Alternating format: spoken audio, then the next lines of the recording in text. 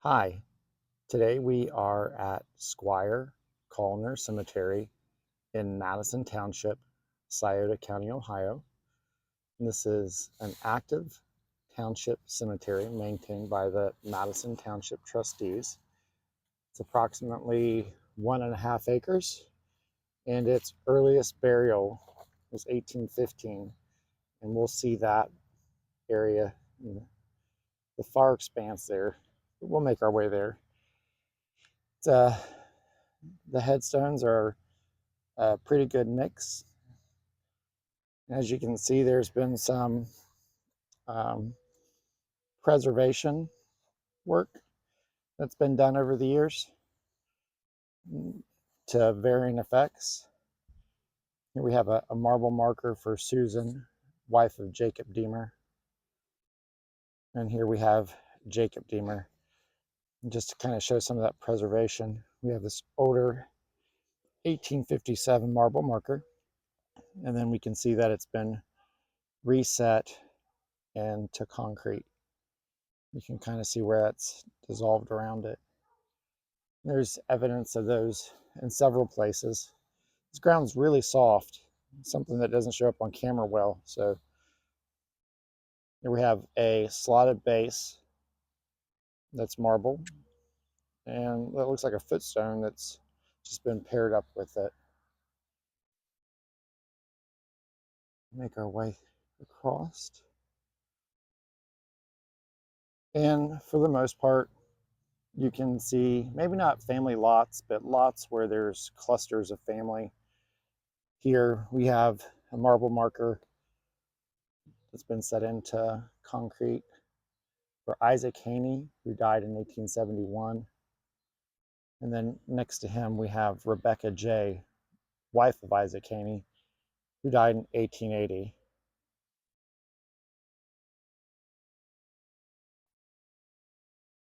So, not really sure on the marble if they've used D2 or some other solution, but they're very white right now. Here we have Wilson Squires.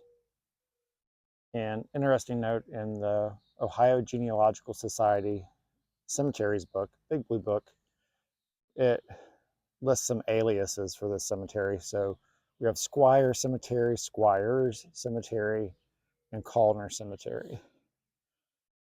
Here we have Elizabeth, wife of Benjamin B. Scott, who died in 1857. And next to her, we have Angelina, daughter of Henry and Elizabeth Squires, who died August 5th, 1855. And if we look here, we can see this looks like it's probably a limestone,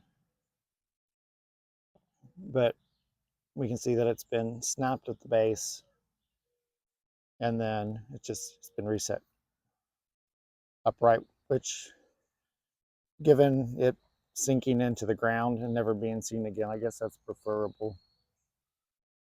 Then we have John W., son of Ian M. Squire, who died 1863, aged 10 months, 17 days. So this is an older section.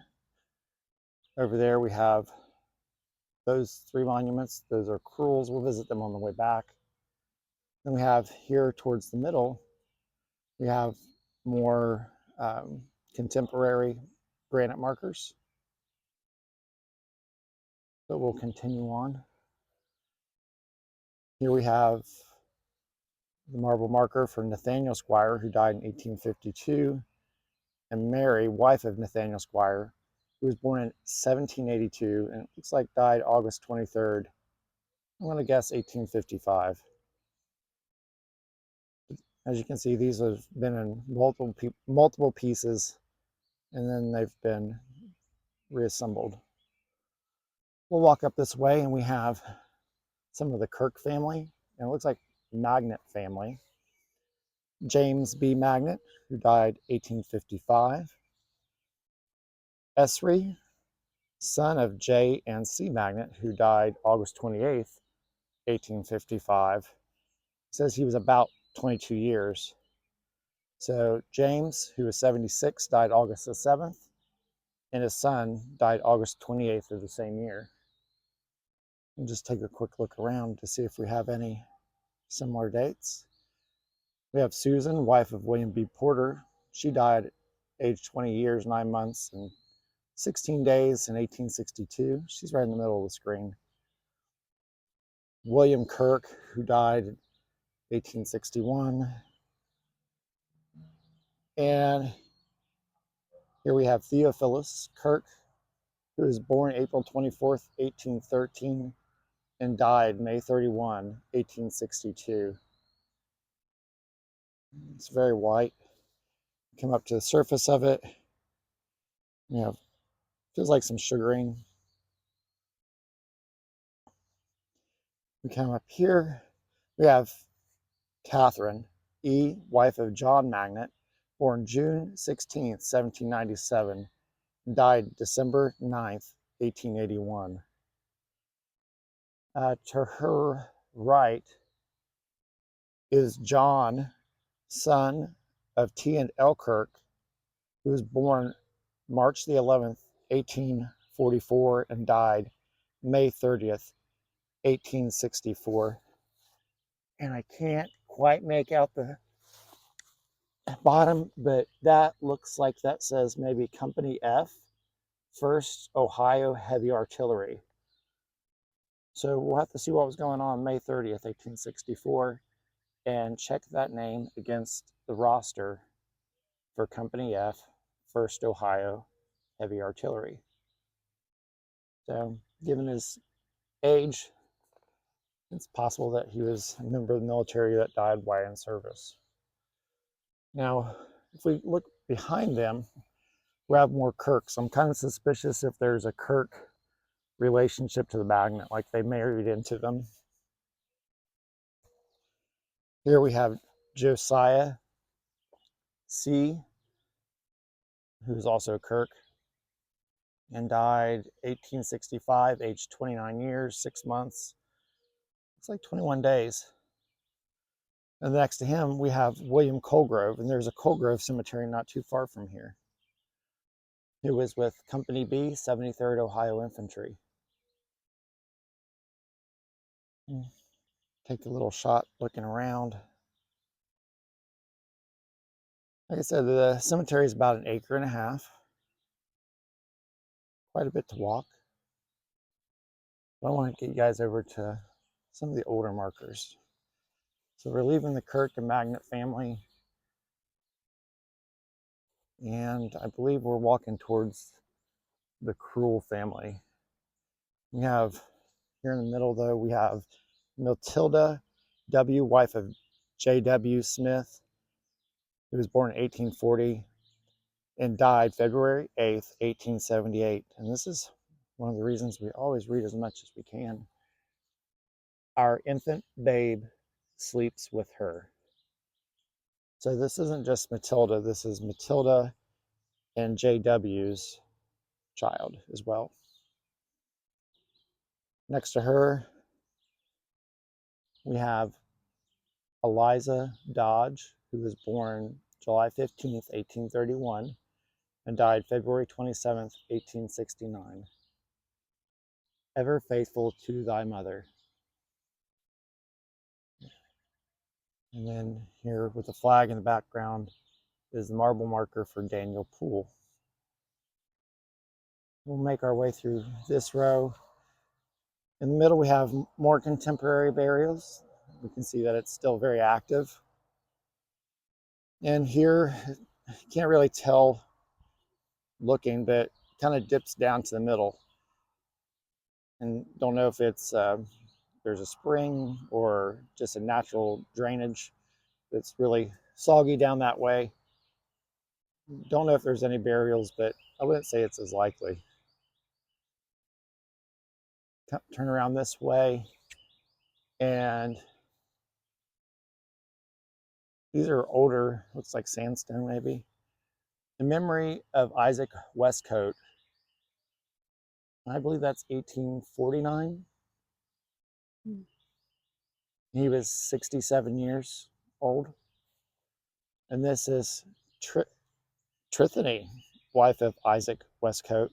That looks like that might be 1847. Could also be 1843.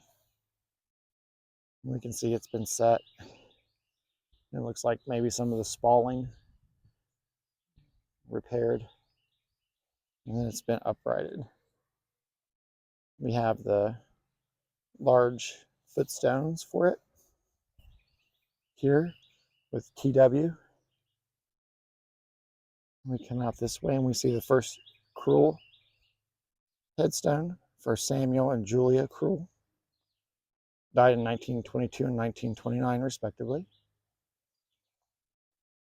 And then here's a good example of, so this was a slotted base for John Crull, who died March 16th, 1876, aged 32 years, 7 months, and 9 days. And in the slotted base, this may have not been the original slotted base because I couldn't see it needing to be filled in with cement.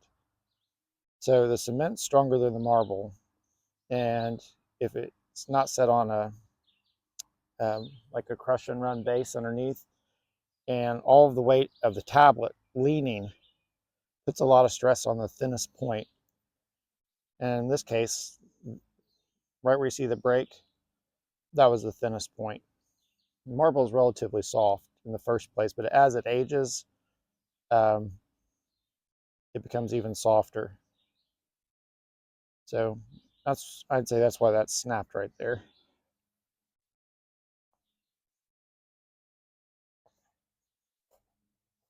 Here we have like a vaulted obelisk for William Poole, and someone came along and set a granite marker that shows all the pertinent information, at least the years, for William Poole, Amy Dodge Poole, then what would appear to be their children, Ellen, Ermina, and Jonathan Poole. And for those that do this a lot, you'll know these shallow inscriptions are really hard to read if the light's facing them. So that's a nice touch. Then we have a small child's marker, and then a larger. And this one says, this is not Poole, this is Mary, wife of Thomas Rowland, daughter of David and Mary Leonard, was born July 22nd, 1822, died September, can't see, but it would have either been the 31st or the 21st. There's a 1 and it ends in ST. 1844, aged, what do you think? I'm going to guess 22. I'm thinking 42. So see how September should line up with 1844? The break is dropped down. So September something, 21st, 31st, 1844, aged. I'm thinking that's 4 there. And if it drops down, 42 years. Yeah. Or do you think that's 4 months? 22 years, 4 months? Yeah, that's what I think. I should listen to you more. In 9 days. It's an interesting one. Not a name that we see over here. So, Mary, wife of Thomas Rowland, daughter of David and Mary Leonard. If we drop back this way, we're at the 14-minute mark here. So, if you guys are tired of hearing me, I apologize, but I'll keep talking. Here we have Lydia J., wife of D.M. Richardson, who was born August 27th, 1848, and died March 1st, 1873. Age 24 years, 6 months, and 3 days. You can see it has the original base, and it looks like it's maybe some cement mortar. A lot of times with these, they would use like a lime mortar. Mm. Thomas J. Crull, who died June 7th, 1870, aged 32 years, 10 months, and 25 days. Next to him, we have Samuel Crull, who died November 19th, 1872, aged 62 years and 11 months. And if we look here, we have that willow motif. This is a good example of how soft marble is. You can see all the pitting in it. It hasn't weathered well. But this looks like it is for Sally, wife of Samuel Crull, who's right next to her, and died July 1st, Mm-hmm. 1865. Mm-hmm. But there's a lot of heavy pitting there. And we have that same willow tree motif. Directly behind her, we have Jonathan, son of W. and A. Poole, who died. Oh, this may be a military one. Who died at, looks like Summersville, Virginia, April 18th, 1863. And we can't make out the age. It's below the soil. So it's sank a good bit, so its base might be missing. So we'll have to look him up. Jonathan Poole. Have a good example of some fieldstone burials. Most likely Pools, given their location. Here we have Andrew Poole, who died January 8th, 1855, aged 76 years, 9 months. Now, I'm guessing there's some days below that where it's been probably broken and then fit into a slotted base. And then beside him is a granite marker for Andrew Poole, 1778 to 1855. And then accompanying the granite, we have another fieldstone for Sarah Sykes Poole, who was born 1788 and died in 1857.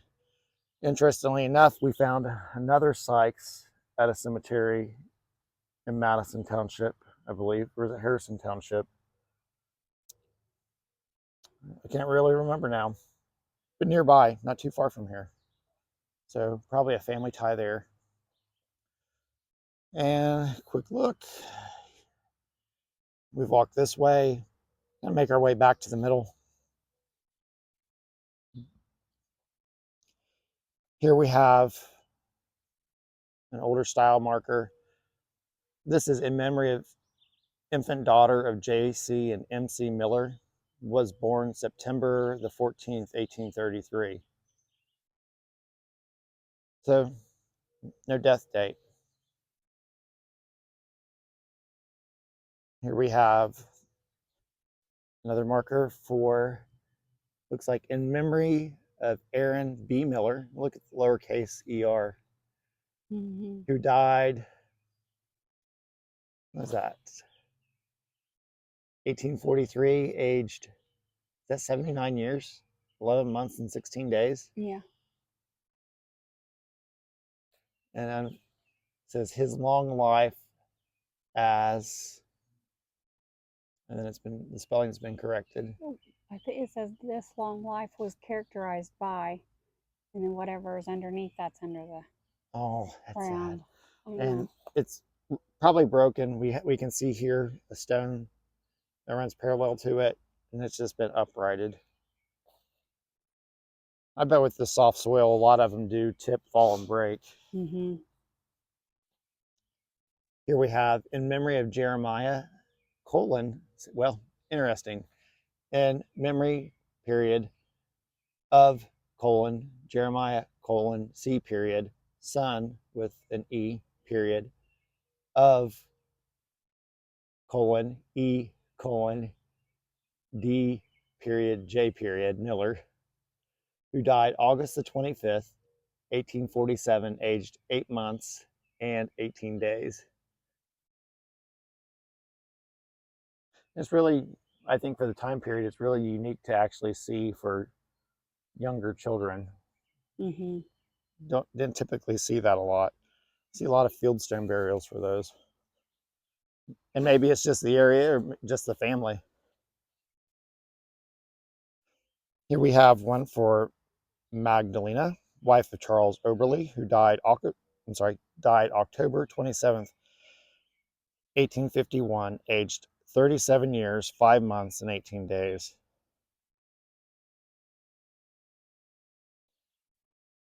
And then Charles Oberly, who died November 28th, 1850, aged 50 years, 7 months, and 26 days. Then here, this one was really hard to read when we were photographing it. We believe this is Louisa Oberly. We'll do a little bit of genealogy to see what we can find there. These are all the same style. The writing looks really similar, so kind of wondering, same time period, same location, if there was like a community stone carver. Haven't found any stone carver marks, but these markers are typically pretty long, and those marks were all the way at the bottom if there was one. Mm-hmm. This is for Catherine McMahon. I'm going to guess it could be McMahon, who died November 6th, 1851, age 65 years. And then Samuel McMahon, who died February, and that says TH, February, well, it's going to be 30th because there's no 30 days. It may be 3rd, February 3rd, 1852, age 67 years. We'll make our way over here towards the middle. It's where it really starts to get interesting for those that are staying with us. So we have our nice cluster of deciduous trees that we like to see. Helps us to identify cemeteries that aren't as well taken care of as this one. We have a collection of footstones. And this one looks like Julius Alice. Does that look like son of? Or is that? I did read that I think right. it's daughter, D-A-U. Daughter? Okay. It's just, yeah, D-A-U of Samuel, Samuel and L. McDowell. who died March 21st, 1857, aged 1 year. It looks like there's some days there at the end. So we have this stump here, and we have a lot of M's. So we look around, we have the whole McDowell family here around this tree. So we look, a lot of times these will get pushed up, knocked over. That is a headstone there, broken. And we come over here and we have a headstone. That looks like Henry, I've already photographed it. But we switched that, has the last name C on it. We'll pan around this way. And here we have Harriet, daughter of S and H McDowell, and William I, son of S and L McDowell, who died July 28th, 1850, age 9 months. Looks like 19 days. Around this, we have, around this large tree, marker for Lawrence, son of W and S Marlin, who was born December 8th, 85, Mm-hmm. and died October 30th, 1886. So we have, looks like maybe a footstone for 2 children, HSC and JC. So we're seeing that C name again, but no names that have a C in it. that we've seen. We have another footstone for JS. And this is the top of a headstone. I can't read. This is the bottom portion of, includes the epitaph. It says the bed, Haynes, rear, and then parts. If we look around here, this way we have, looks like part of the date, looks like maybe 20 years. Broken marble slotted base. And then looks like maybe another part of a headstone. Now that says McDowell. And these are all McDowells. Maybe it could be McDowell, just broken out on the front. This is Hannah McDowell, who died in 1849. And this one is Sarah, wife of Andrew. That's too short to be McDowell. Departed this life March 1st, 1857, age 68 years, 11 months, and 15 days. But I have a hard time believing that's McDowell. Maybe Poole. Maybe Poole, Andrew Poole, we did see him. Oh, and then the L. Yeah, I could see that. That's strange because he was further to the left. Mm-hmm. Could be too when they were put back up. For all we know, at some point these could have been all stacked up. Yeah. They could have all just been stacked up. This is Elizabeth Ann, daughter of Samuel McDowell. If we go to the row behind them, we have Harrison, H.H., son of S. Sam, I can't make out the next letter, McDowell, died 1861, aged 20 years, 4 months, and 26 days. That would be an interesting one to look up. This one is reversed, so we'll have to go around to the other side. This is Lucinda, wife of Samuel McDowell, who died April 5th, 1861. Hannah, daughter of Sam and L, which is we now know as Lucinda McDowell, died July 31st, 1855.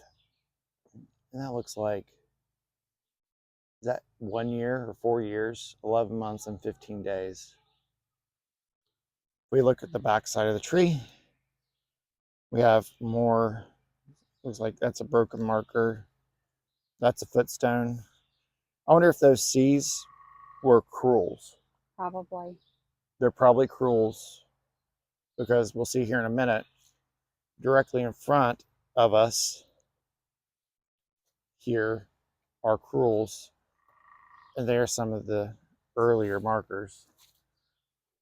Worth noting, we have another military marker here. Looks like it's a later one for William Bennett, Company F, 140th Ohio National Guard Infantry. And it's been set next to a tree. You can see the markers outlasted the tree. Here towards the back, we have William S., son of William and Keziah Jenkins, died September 16th, 1850, aged 5 months and 9 days.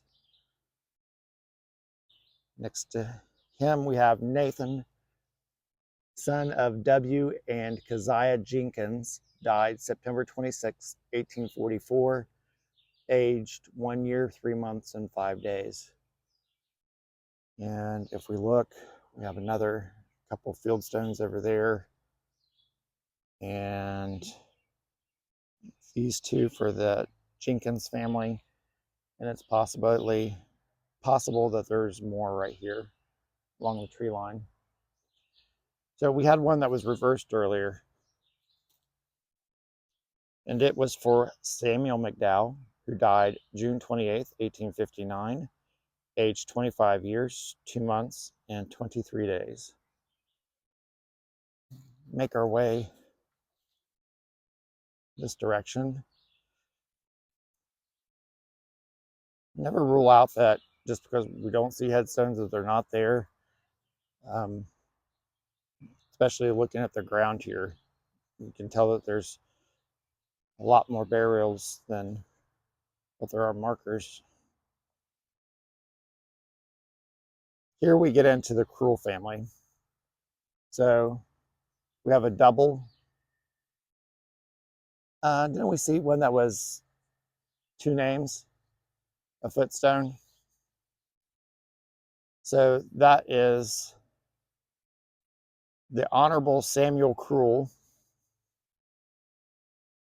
who died October 3rd, 1854, age 74 years, 2 months.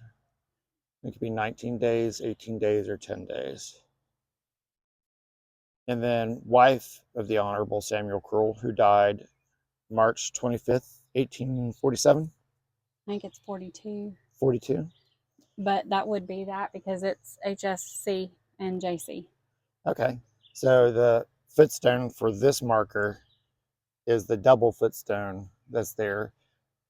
And a lot of times those, unless you're trying to match them up with people, if they get knocked over, a lot of times they'll get piled up because people don't know that they're not a headstone. And to keep them from getting ran over, they'll get stacked. William Crulls died February 3rd, 1836, age 57 years, 2 months. Is that 18 days? I think it says, yeah, 18 days. 18 days. And that's really unusual for that. I bet that's a replacement marker because that's really early for marble in this area. Typically for then, like until like the late 1850s, 1860s. Like that yeah. So here we have one that we looked it up. Please don't be the person that does this. There's nothing wrong with this marker. It's completely readable. If you have trouble it showing up on a photo, use a mirror. People say, oh, you can use chalk. The chalk washes off. Yeah, but when it washes off, if it washes off, you've scarred the stone. I think the photo for this was taken like 10 years ago. Mm-hmm. These older stones like this limestone and sandstone, they weather really well. Like the grain of the stone keeps stuff from growing in them. Unlike marble, you know, the softer components of it, the calcium carbonate, Mm-hmm. you know, they wear out. Acid rain and environmental affect it. The polish surface comes off, stuff grows in it. It gets dirty and, you know, starts to fall apart. These, the biggest danger is, you know, sometimes we'll see some spalling. Like here, you see a lot of that from weed eaters. You can actually see the lines from weed eater strikes. So the surface of them, that breaks. Or sometimes in the inscription, it'll rain will get in there, water will get in there, it'll freeze and it'll spall out, it'll chip. But typically these are really readable. So I don't care how soft sidewalk chalk is or flour or shaving cream, don't use that stuff. It's completely readable. So this is in memory of Crulls, consort of William Crulls, who died July 16th, 1825, in her 35th year. So please don't be this person. Don't chalk it. Don't do anything like that. We'll go up to this one.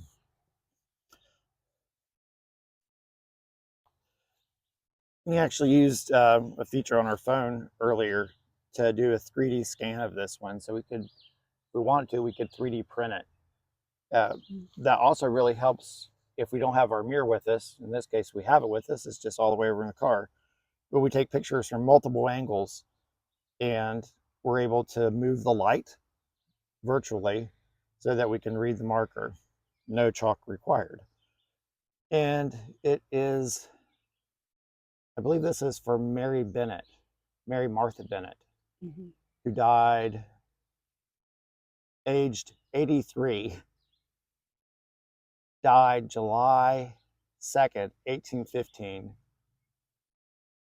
had, that 12 children? Children, 12, grandchildren, X 58, then just GR great grandchildren. And is that? It looks like 71. 71 great grandchildren. So this is a style that is kind of unique to here. I haven't seen it so many places, or so many of them in one place. We have this round top, and then it comes down almost like a key. If you held your key by the tip, it would be key shaped. It's amazing. So that's Bennett, Mary Martha Bennett. And then here we have, Amanda was able to read this one. We also did a 3D scan of. Amanda, who's this? Betsy Baker. And it says, here lies the body of Betsy Baker, deceased June. And I believe it says 1853, age 38 years. You think 1853? I think so. Okay. So, and that's even kind of later than what we were expecting for some of these. It's either 23 or 53. Okay. So we'll do a little bit of work and see if we can find a Betsy Baker anywhere. And then, of course, a fieldstone next to it. Now, we'll cut through here. Here's a good example of what that stone would look like if we're completely above grade. We have the round piece with all the writing, and then we have like this stem that comes off of it, and you can see it kind of looks like a keyhole or a key. We'll come around. And this is for Ezekiel Fletcher Crulls, who died May 8th, 1822, aged 8 years. Is that son of WC? We did a 3D scan of this one too. We have the hand, and it looks like stitching. Yeah, I figured William Krull, because he's in the same line. Okay, same line as William Krull. William Krull's right over there. So it's a similar style that we see with Betsy's, that we see with Mary Martha's. So I'm thinking earlier. Wasn't able to read this one at all. It's like they had started on it and started a pattern. But if it's a headstone and footstone, that's going to be a child's burial. I'm going to slide behind Amanda there. Here we have the Krull family and the Bennett, member of the Bennett family. We come this way. We have Samuel Krull, John, son of Samuel and Abigail Krull, then John Krull, who died October 26, 1863, age 68 years, 8 months and 5 days. Go home, dear friends, and dry your tears. I must be here till Christ appears, which I think is a pretty common epitaph that we've come across. Our mother, Abigail, wife of John Krull, who died March 12, 1884, aged 82 years, 6 months, and 26 days. And then behind them, we have one that just not related to either. It's Amanda, daughter of the Jeremiah and Anna Roach, who died June 22nd, 1855, aged, that 2 years, 6 months, 9 days? Yeah, I think so. So not in line with those. So we have a cluster there for the Krull family. Come around to the front. Again, So we have an older monument, but I don't believe this is the oldest one. So this is in memory of William Stockham, who departed this life December 17th, 1815, in the 63rd year of his age. How long shall death, thy tyrant, reign, and triumph over the just men, while the rich blood of righteous men lie mingling with the dust? And we can see again, someone's chalked it, and then at some point it's been set in Portland cement. But if we come around here to this side, we have again that older style, round, key shaped. It says in memory of William Stockham, who departed this life December the 15th, 1815, age 62. I think that's him. Yeah, it is. That's what I mean. I think this is his first marker, and I think that's another one that's been set for him.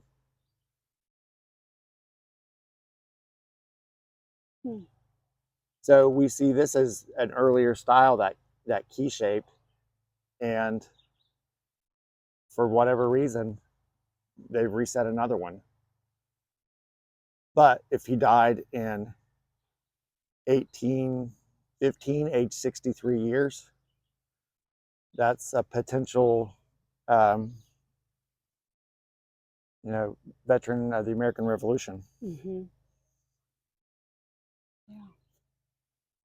And we saw the sticker there on the front that somebody's set, U.S. veterans.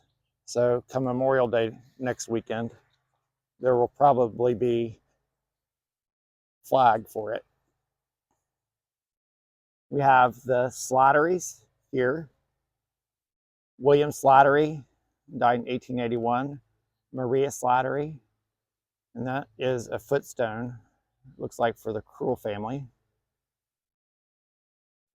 We have a fieldstone here. It just says, has a backwards S, 1828. And then here we go, we have this more Stockams. Again, someone's defaced them. In memory of Joseph Stockham, who departed this life July 7th, 1833, aged 49 years and 12 days. And then Hannah, daughter of M. No? I think it says William. I think it's William because W-J and E-S. Okay, W.J. and E.S. Stockham, who died January 2nd, 1852, aged 2 months, 2 days. And then another Hannah, wife of Joseph Stockham, who died June 13th, 1862, aged 76 years, 1 month and 28 days. So, yeah, that's an older, and we can see 1833, we have that, siltstone style. And then, in the 1860s, we start to see, 1850s, we start to see marble. And again, there we have some of the spalling along the bottom. We'll make our way down. This was pretty significant for me anyways. We were doing research on the Titus family. And there's a Titus cemetery in Scioto County. But from what we can tell, very little of it remains. But we'll get to it in a second.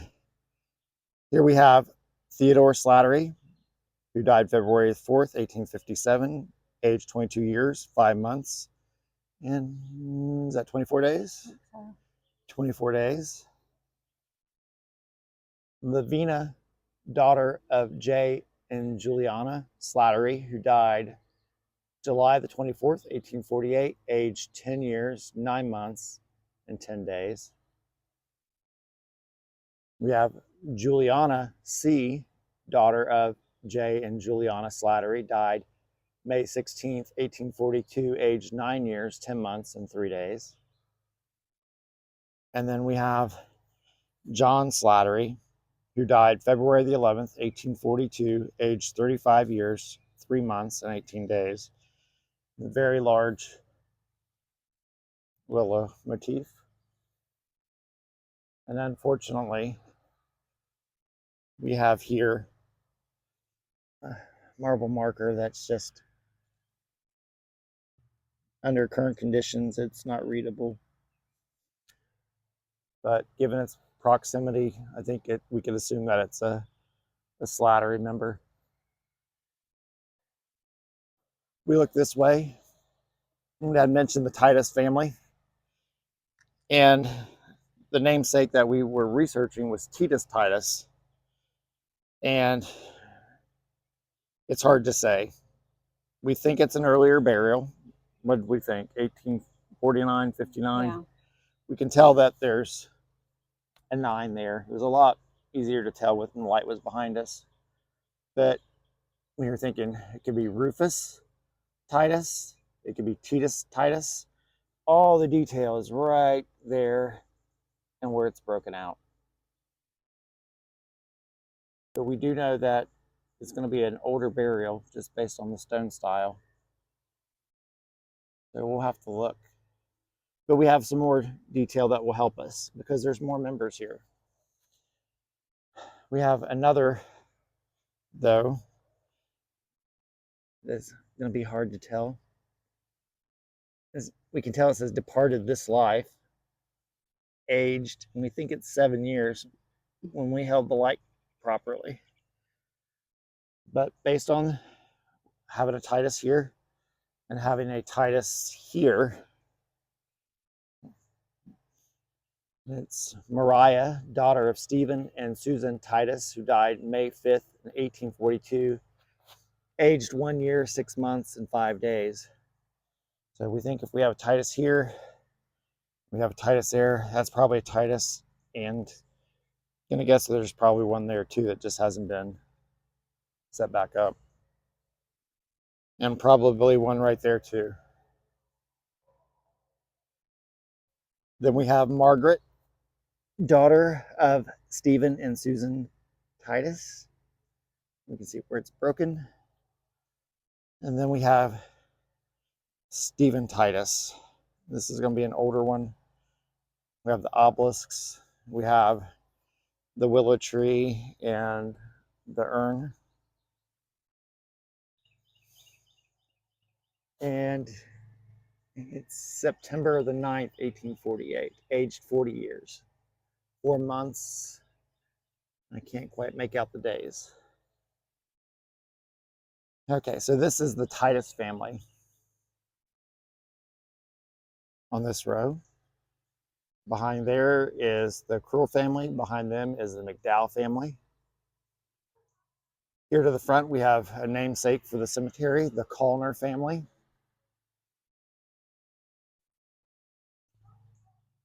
We'll start here with David A. Kallner, who was born in 1888 and died in 1918. And he died in service. And we've seen a lot of these that came from the camp in Chillicothe. What was the camp? Camp, not Chase, that's Columbus, but camp.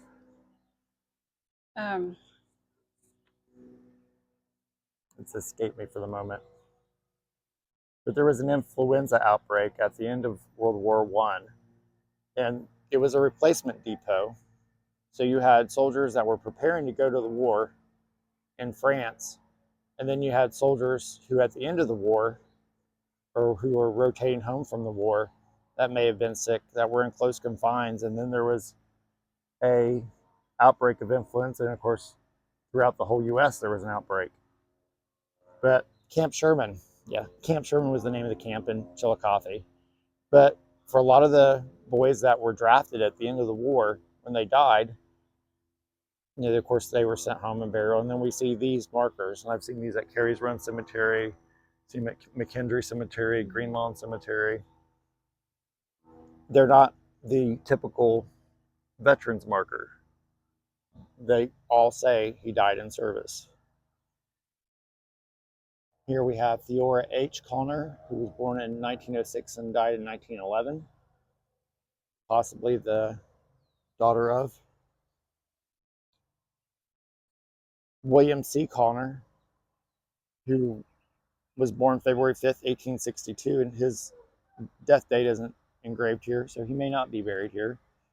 And Etta A., his wife, who was born May 27th, 1868, and died March 24, 1906. We go around a vaulted obelisk. It's going to be the Kallner family, but there we go. And I can't make it out. The sun's in the wrong spot. It's like David Calder. David Kallner. Oh, sorry. I see something, looks like December 14th. So, again, why we have a mirror with us, but we can't hold the camera and hold a mirror at the same time.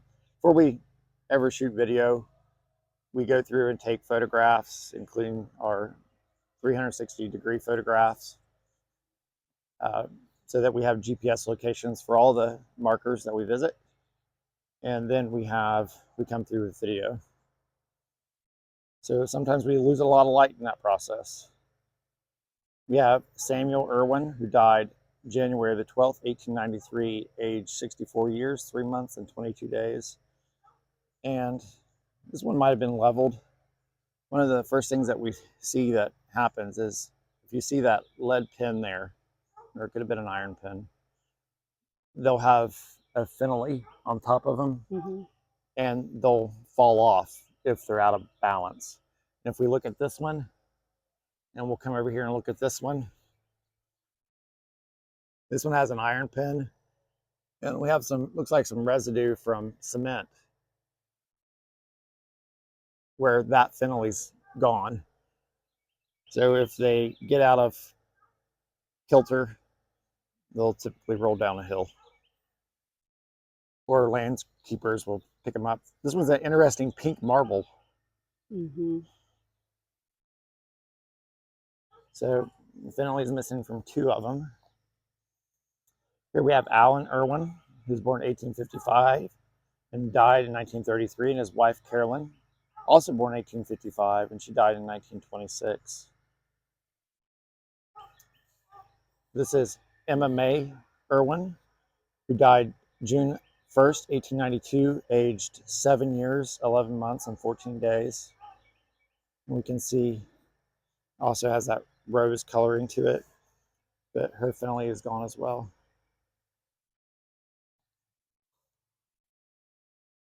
We'll just double check. On these, you'll want to look all the way around because a lot of times there'll be more family members listed. We'll come this way. We have a granite marker for Elizabeth M. and George H. Deemer, who were married 65 years. He was born in 1855. She was born in 1858.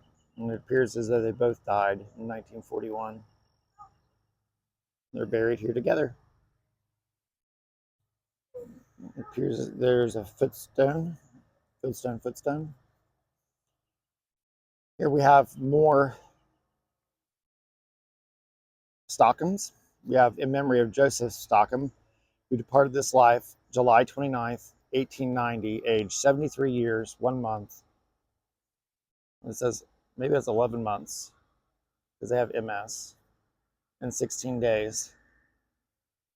Then here we have in memory of Catherine Ann, wife of Joseph H. Stockham, who departed this life February 2nd, 1887, age 64 years, 11 months, and 2 days. Making our way further around, we have no information here. Here we have a yucca plant, also known as needle and thread, or Solomon's needle, or devil's darning needle. And you can see why it gets its name. Little threads And then we have, of course, the stamen that comes up and great big flowers. Mm-hmm. And then it leaves the peanut-shaped seed pods after they come up. And then on this side, Abigail, daughter of J.H. and C.A. Stockham, who died July 28th, 1851, aged 1 year, 12 days. And then we're back here. We can see someone's affixed a U.S. veteran sticker. Here we have some cribbing around what would be a family plot. And here we go. Good sign that it's been leveled, where it's been lifted up and it looks like cement's been put underneath of it. That we have a granite marker for Samuel E. I'm going to try it, Zahler, who was either born or died in 1890. And then we have 2 footstones, lots and lots of yucca plant, creepy myrtle. But this is a Book of Life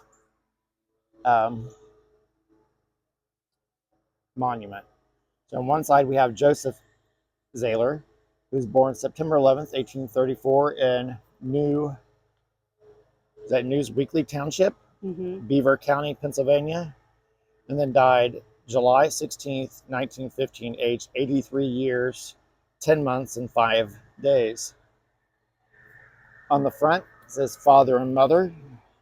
So knowing that it says that, we'll step over here, and we have Elizabeth Brown, wife of Joseph Zahler, who was born August 22nd, 1834, and died January 31st, 1903, aged 68 years, 5 months, and 2 days. And then if we look up on top, I believe that says, does it say Holy Bible? I believe so. Yeah, it does. Okay. So it's kind of like a pulpit. And then we have the plinth stone there with the family surname. Now, as we turn, this is just, I can't determine if this is a family or just stones that have been, like these are earlier burials. They're not the earliest, but they're still early. So this one is unmarked, but you'll see in a minute that just because it's unmarked doesn't mean that the stone's not here. This is in memory of Hester Howe, consort of James Howe, daughter of William Witt of Virginia, who departed this life September the 11th, 1841. Next to that marker, we have Thomas J., son of T.N. and Lucretia Howe, who died May the 8th, 1850, aged 3 months and 28 days. So possibly Howe there on the fieldstone, and then Howe's here. We come back here, and we have a marble marker in 1845. And this is, I'm going to say it, Joseph S. Gaston, who died December 16th, 1845, aged 29 years, 3 months, and 8 days. But when we look, we have a slotted base right there. We have a footstone, and then a footstone. So, and then this great big open area here. And then another footstone. So it's strange to have a row that just has one marker. We come up this way. We have Eliza A., consort of Nathaniel Downey, who died September 25th, 1850. And unfortunately, her age is below the grade there. Have another earlier marker. We'll spin around for it.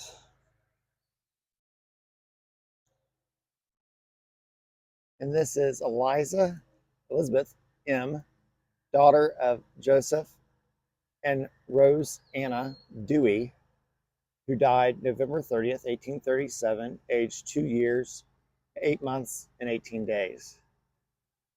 So we have a Dewey. And then we look here, we have a large obelisk It's probably 6.5 feet tall. And it is for Rosanna, wife of Joseph Dewey, who died January 17th, 1877, aged 78 years, 5 months, and 10 days. We're going to come around on this one because on the backside, we also have a description that's now apparent. This is Joseph Dewey, who died June 3rd, 1839, aged, looks like 47 years and 11 months. Now, you can see this where it's sun dappled, and earlier this wasn't visible. You could feel it, but you couldn't read it without a light. This one's been reset. We can see the setting epoxy, setting compound, where it's been set back up and most likely leveled. But Amanda's found it.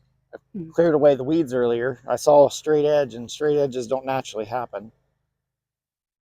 And here we have a very large tablet marker. We can see the earlier kind of style of inscription. It has the altar, the willow tree. There's going to be an obelisk there. You have like little swirls. This is in memory of Joseph Dewey, who departed this life. And can't really make it out, but it says 47 years. And then there's the epitaph. And then there's the rest of the stone. So his marker most likely set up right, and then it was taken out whenever her marker was set and just thrown over to the side, because here we can kind of see the wire fencing. This is the boundary, about 6 feet to the boundary marker, and it's just been set over here in the weeds. It's broken. It would take quite a bit to repair. And then we have, it looks like a D, so that's most likely his footstone. So there's, saw the footstone earlier, that's RD. This is probably JD. But there is his original tablet marker. We'll swing this way. Here we have marker for Clarissa, daughter of James and Mary Batterson. There's a Batterson cemetery near here. Died July 17th, 1843, aged 5 years, 3 months, and 14 days. Polly, daughter of James and Mary Batterson, died August 1839, aged 11 years, 7 months, and 3 days. So another name for Polly, or Polly is another name for, is it Nancy or Mary? I think Mary. Mary. And then Eleanor, daughter of James and Mary Batterson, died August 29th, 1841, aged 21 years, 9 months, and 1 day. And then we'll come across here, getting towards the end of it. This is William VP, son of NC and N. Wyatt, who died December 8th, 1849, aged 4 years, 1 month, and 24 days. Seeing some really early marble here. This could be a fieldstone. How old is she? 11. 11. I think that's too far out for a fieldstone. Yeah. Or a footstone, rather. So that's probably a fieldstone headstone that we couldn't find an inscription on. And then we have, this looks like maybe a broken, one of those earlier style markers that we saw, where it's that key shape.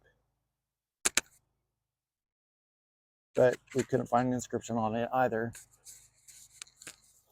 We come up this way and we have just a footstone. It says SS. And we look, these are McKinney's here. There's a Ramsey.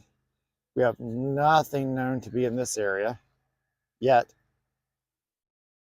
And then we have Howes, Wyatt. So no S's. So there's possibility that there's a lot more here in this expanse. We come this way, we see some large cribbing for partial column for the McKinney family. You can see it sank over the years. We have the marker for Julianne, consort of Robert. Guessing that's Robert Ramsey, who departed this life September 9th, 1844, aged 24 years. Looks like 2 months. And it's really hard to tell, but you can see how deep that is. And then we have, these are 2 fieldstone burials. So headstone and then footstone. And then based on their distance, we can assume that these are adults. We'll go pan back this way.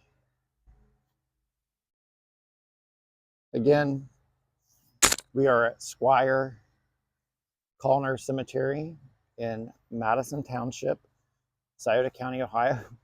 We've been talking for an hour and 5 minutes now, but I'm sure if we knew the history of everyone that was here, we could spend days just discussing who these folks were and what they contributed to their community, because that's what cemeteries are. They are the sum of our lives and the sum of our communities, really. But I'd like to thank you all for coming out with us today and visiting this historic cemetery. Thanks.